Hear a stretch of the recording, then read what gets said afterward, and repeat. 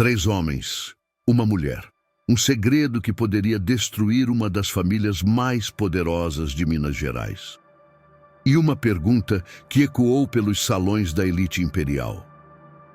De quem era aquela criança? Esta é a história de Dona Amélia Constança, de Albuquerque, a sinhá que chocou a sociedade mineira em 1881 com uma acusação que ninguém ousaria fazer publicamente. Mas ela fez.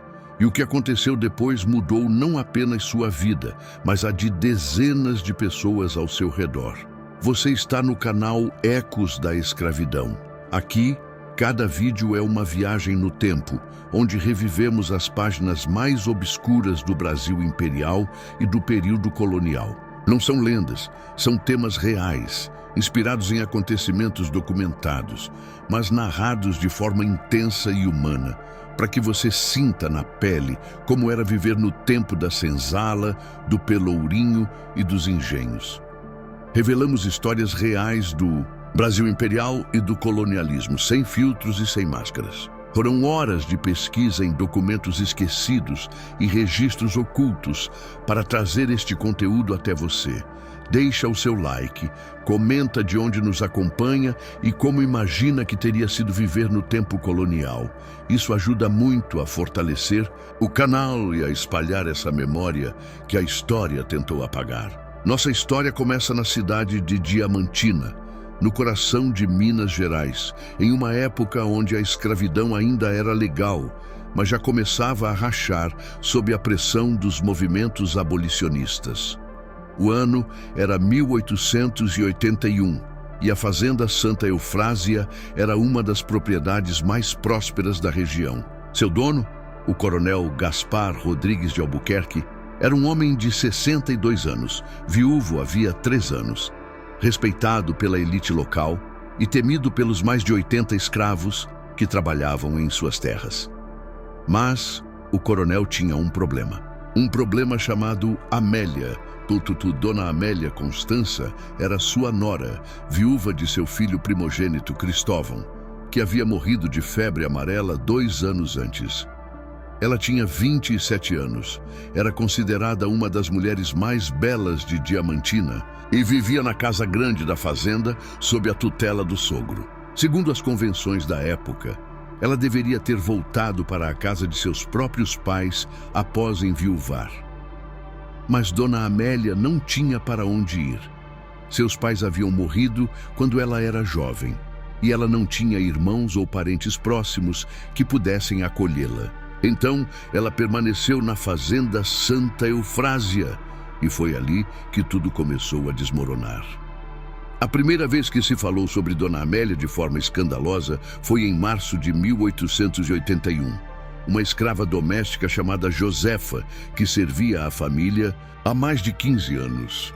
Foi até o coronel com uma informação perturbadora. Ela disse que havia visto Dona Amélia saindo de seu quarto no meio da noite e caminhando em direção às senzalas.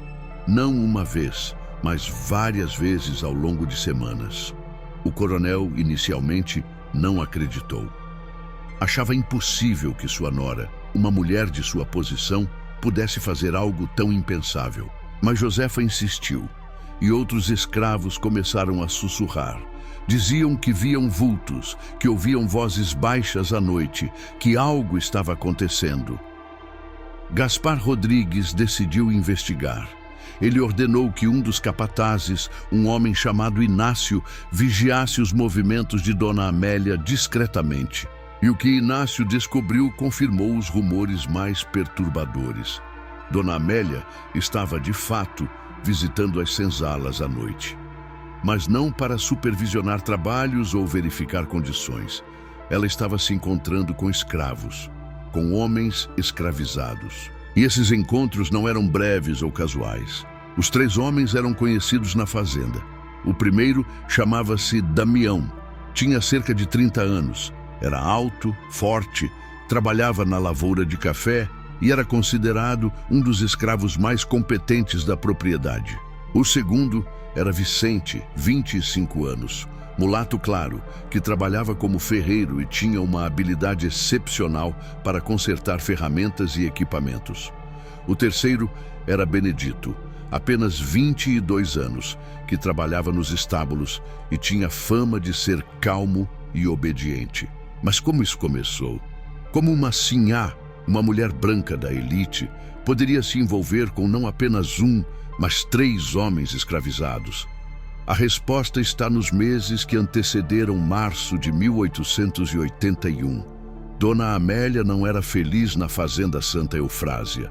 Seu casamento com Cristóvão havia sido arranjado, como era comum na época. Ela não o amava e ele a tratava com frieza e distância. Quando Cristóvão morreu, ela esperava sentir tristeza, mas o que sentiu foi alívio. Alívio por não ter mais que suportar um marido que a via como mera propriedade, como um objeto decorativo para manter as aparências sociais. Mas com a morte do marido veio a solidão. O coronel Gaspar a tolerava na casa, mas não demonstrava afeto. Ela não tinha amigas próximas, pois as outras mulheres da elite local a invejavam por sua beleza e agora a viam com desconfiança por ser viúva jovem. Dona Amélia estava presa em uma gaiola dourada, sem propósito, sem futuro. Foi então que ela começou a prestar atenção nos escravos. Não como objetos, como sempre fizera, mas como pessoas. E pela primeira vez na vida, ela começou a questionar tudo o que lhe haviam ensinado. O primeiro contato foi com Damião. Ele estava consertando uma cerca próxima à casa grande quando Dona Amélia passou. Eles trocaram olhares, nada mais, mas aquele olhar carregava algo: curiosidade, reconhecimento, humanidade. Nas semanas seguintes, Dona Amélia começou a encontrar desculpas para passar perto de onde Damião trabalhava. Ela observava como ele se movia, como suava sob o sol, como seus músculos se contraíam sob a camisa rasgada. E ele notava, ele também a observava. Uma noite, ela desceu até a senzala. Seu coração batia tão forte que ela achava que todos poderiam ouvir. Ela encontrou Damião do lado de fora, sozinho, olhando para as estrelas. Ela não planejou o que disse, as palavras simplesmente saíram. Você já quis ser livre? Damião virou-se para ela, surpreso. Por um momento, ele não soube o que responder, porque responder honestamente poderia custar-lhe a vida. Mas havia algo nos olhos de Dona Amélia que o fez confiar. Todo dia, sinhá, todo dia. Foi o início de algo que nenhum dos dois poderia controlar. Eles começaram a conversar à noite. Longas conversas sobre sonhos, medos, sobre o mundo além da fazenda, e então, inevitavelmente, as conversas se transformaram em algo mais. Mas por que 3 homens? Como isso aconteceu? A verdade é mais complexa do que parece. Dona Amélia não era apenas uma mulher em busca de prazer físico. Ela estava buscando algo que nunca teve: conexão real. E cada um daqueles homens representava algo diferente para ela. Damião era a força, a resiliência, o corpo que resistia apesar de tudo. Vicente era a inteligência, a criatividade, a mente que encontrava soluções mesmo nas piores condições. E Benedito era a gentileza, a suavidade, a alma que permanecia humana apesar da desumanização. Ela não planejou se envolver com os 3. Aconteceu gradualmente. Damião apresentou Vicente a ela quando ela pediu para que alguém consertasse uma joia quebrada. Vicente, por sua vez, mencionou Benedito quando ela perguntou sobre os cavalos. E aos poucos, Dona Amélia se viu conectada aos 3 de formas diferentes, mas igualmente profundas. Mas você deve estar se perguntando, e eles, por que aceitaram? Não sabiam o perigo mortal que corriam? Eles sabiam. Claro que sabiam, mas entenda.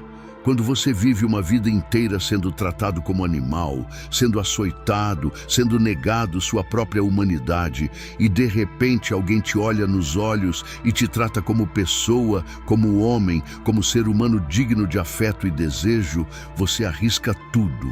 Porque aqueles momentos roubados na escuridão eram os únicos momentos em que eles se sentiam vivos de verdade. Em maio de 1881, Dona Amélia descobriu que estava grávida. O pânico foi imediato. Ela não tinha estado com mais ninguém além daqueles 3 homens desde a morte de seu marido, 2 anos antes. A criança só poderia ser de um deles, mas de qual? Ela não sabia, e isso tornava tudo ainda mais perigoso. Ela tentou esconder, usou vestidos mais largos, evitou refeições em família, fingiu estar doente. Mas o corpo de uma mulher grávida não pode ser escondido para sempre. Em junho, uma das escravas domésticas notou e contou para Josefa. E Josefa, por sua vez, foi diretamente ao coronel.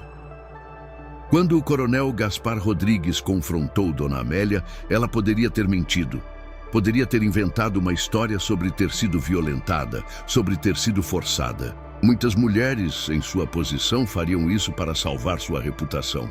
Mas Dona Amélia fez algo que chocou não apenas o coronel, mas toda a sociedade de Diamantina quando a notícia vazou.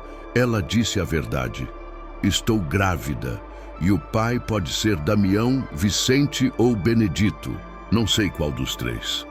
E não me arrependo. O silêncio que se seguiu foi ensurdecedor. O coronel ficou pálido. Suas mãos tremeram. Por um longo momento, ele não conseguiu falar. Quando finalmente encontrou palavras, elas saíram como um rugido. Você destruiu esta família. Você é uma desgraça, uma vergonha. Mas Dona Amélia não baixou os olhos. Ela o encarou de volta e pela primeira vez em sua vida sentiu-se livre. Livre para dizer o que realmente pensava. Esta família já estava destruída, coronel. Destruída pela crueldade, pela hipocrisia, pela maldade que todos praticam e fingem não ver. Vocês tratam pessoas como objetos, separam mães de filhos, açoitam corpos até sangrarem. E eu deveria me envergonhar por ter sentido algo humano, por ter tratado alguém com dignidade? O coronel ordenou que ela fosse trancada em seus aposentos imediatamente. Então, ele tomou a decisão que moldaria o destino de todos os envolvidos.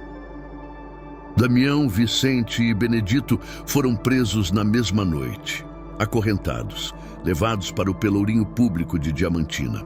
O coronel queria fazer um exemplo. Queria que todos vissem o que acontecia com escravos que ultrapassavam seus limites. Mas antes do castigo público, o coronel fez algo calculado. Ele chamou cada um deles separadamente e fez uma proposta. Confesse que você forçou Dona Amélia. Diga que você a violentou, que ela é inocente. E eu vou te dar uma morte rápida, ao invés de te açoitar até a morte na praça. Era uma escolha impossível. Confessar um crime que não cometeram para morrer com menos sofrimento, ou negar e enfrentar horas de tortura pública. Damião foi o primeiro. Ele olhou o coronel nos olhos e disse: eu não vou mentir. A Sinhá veio por vontade própria, e eu a amei por vontade própria. Pode me matar, mas não vou tirar dela a única coisa verdadeira que ela já fez na vida. Vicente disse quase o mesmo. E Benedito, o mais jovem, chorou, mas também recusou mentir. O coronel ficou furioso, mas também ficou perturbado, porque aqueles homens que ele sempre viu como propriedade sem voz, estavam demonstrando mais honra e coragem do que muitos homens livres que ele conhecia. No dia marcado para o castigo público, algo inesperado aconteceu. Dona Amélia escapou de seus aposentos. Ninguém sabe exatamente como. Alguns dizem que Josefa, a mesma escrava que havia contado ao coronel, teve pena dela e deixou a porta destrancada. Outros dizem que Dona Amélia sempre foi mais astuta do que todos pensavam. Ela chegou à praça pública de Diamantina quando os 3 homens já estavam amarrados ao pelourinho, com uma multidão reunida para assistir ao espetáculo da violência. O coronel estava presente, assim como o ouvidor da região, autoridades locais e dezenas de fazendeiros. Dona Amélia caminhou até o centro da praça. Seu vestido estava manchado, seu cabelo despenteado, seu rosto marcado pelas lágrimas. Mas ela se posicionou entre os 3 homens e a multidão e gritou com uma voz que ecoou por toda a praça: esses homens não são criminosos. Eu não fui violentada. Eu os escolhi, eu os amei. E se isso é crime, então me açoitem também. Me matem também. Porque eu prefiro morrer com eles do que viver mais um dia nesta sociedade podre que chama monstros de senhores e pessoas de escravos. O choque foi total. Mulheres desmaiaram, homens gritaram insultos. O coronel avançou para silenciá-la, mas o ouvidor o deteve. Porque, pela lei, o que Dona Amélia estava fazendo não era tecnicamente ilegal. Ela era uma mulher livre, viúva, sem pai ou marido vivo. Ela não havia cometido adultério. E os escravos, embora propriedade, não poderiam ser legalmente punidos por algo que uma mulher livre havia iniciado e confirmado publicamente. Era uma zona cinzenta da lei.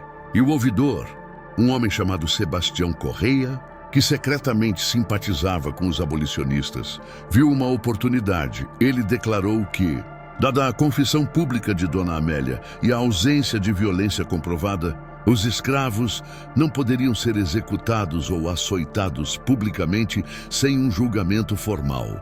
E ele, como ouvidor, ordenaria que esse julgamento acontecesse na capital, Ouro Preto, não em Diamantina. O coronel protestou violentamente, mas havia testemunhas demais. Havia autoridades demais. Ele não podia simplesmente matar os 3 homens agora, sem parecer um tirano descontrolado.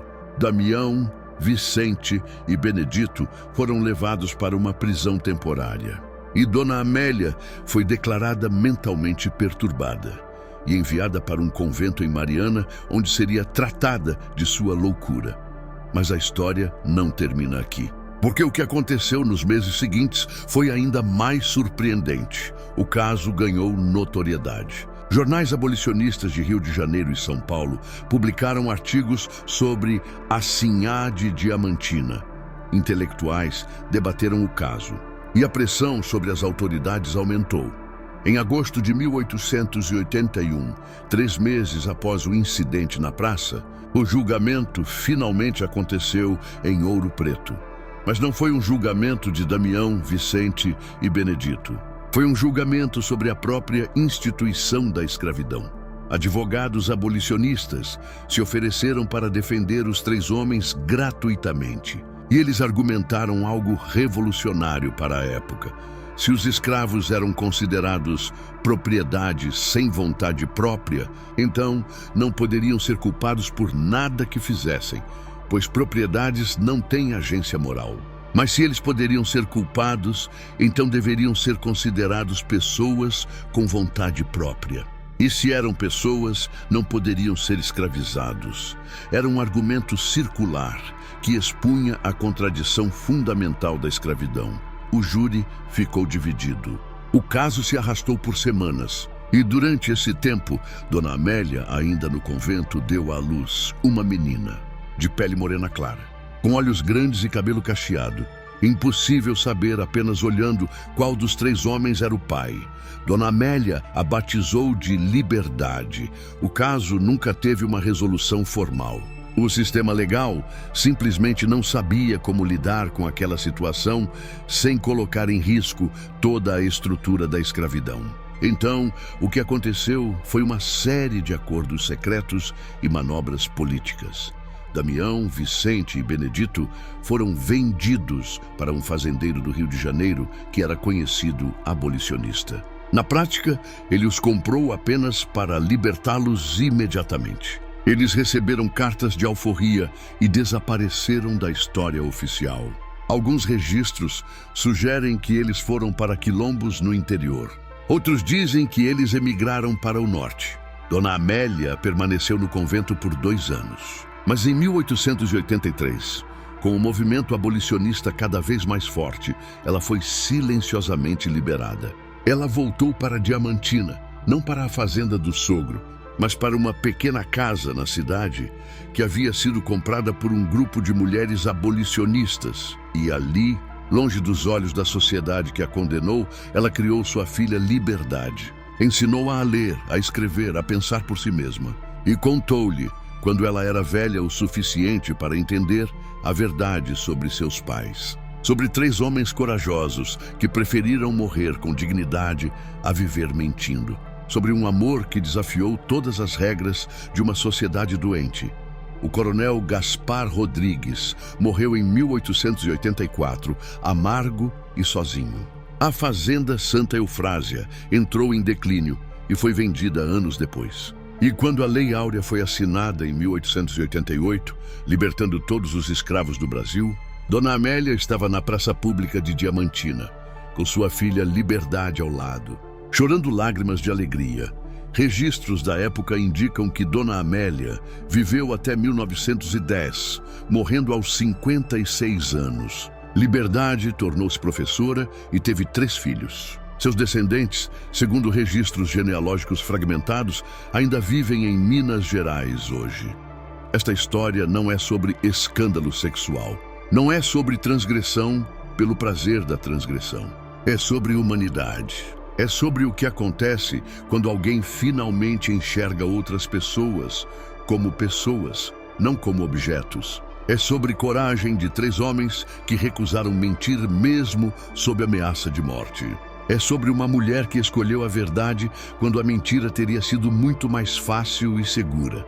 E a pergunta que fica é: quantas outras Dona Amélias existiram, mas foram silenciadas? Quantos outros Damiões, Vicentes e Beneditos foram mortos antes que pudessem contar suas histórias? Quantas histórias de amor, resistência e humanidade foram apagadas porque não se encaixavam na narrativa oficial? O Brasil colonial e imperial está cheio de histórias que nunca foram contadas. Histórias que foram deliberadamente destruídas, queimadas, enterradas. Mas às vezes, em documentos esquecidos, em registros de julgamentos arquivados, em cartas amareladas pelo tempo, essas histórias ressurgem. E quando ressurgem, elas nos lembram de uma verdade fundamental. A história não é feita apenas por reis, coronéis e generais. É feita por pessoas comuns, que em momentos extraordinários fazem escolhas extraordinárias. Dona Amélia poderia ter mentido. Poderia ter deixado 3 homens morrerem para salvar sua reputação. Mas ela não fez isso. E aquela escolha, aquele momento de coragem na praça pública de Diamantina, reverberou além dela. Influenciou debates, forçou autoridades a confrontarem contradições, deu força ao movimento abolicionista que 7 anos depois finalmente derrubaria a escravidão no Brasil. Uma pessoa pode fazer diferença? Esta história diz que sim. Quando você escolhe a verdade, quando você escolhe ver humanidade onde a sociedade impõe cegueira, quando você arrisca tudo por aquilo que é certo, você muda o mundo. Talvez não imediatamente, talvez não de forma óbvia, mas você muda. Compartilhe essa história para inspirar mais pessoas a fazerem a diferença. Para lembrar que coragem não é ausência de medo, mas a escolha de fazer o certo apesar do medo. E para honrar a memória de todos aqueles que foram esquecidos, silenciados, apagados pela história oficial, mas que viveram, amaram, lutaram e morreram como os seres humanos que sempre foram. Deixe seu comentário, conte para onde nos acompanha e reflita. Se você estivesse na posição de Dona Amélia, teria tido a mesma coragem? Essa é a pergunta que deve nos assombrar. Porque só quando nos colocamos nessas histórias, só quando sentimos o peso dessas escolhas, podemos realmente aprender com o passado. Os ecos da escravidão ainda ressoam hoje. Em cada injustiça que ignoramos, em cada vez que desumanizamos alguém diferente, em cada momento que escolhemos o conforto da mentira sobre o desconforto da verdade. Mas também ressoam nos momentos de coragem, de amor que desafia barreiras, de escolhas que priorizam humanidade sobre conveniência. Esta é a história de Dona Amélia Constança de Albuquerque. A sinhá que desafiou um império. E no processo, lembrou a todos que amor, dignidade e humanidade não podem ser acorrentados, não importa o quanto tentemos.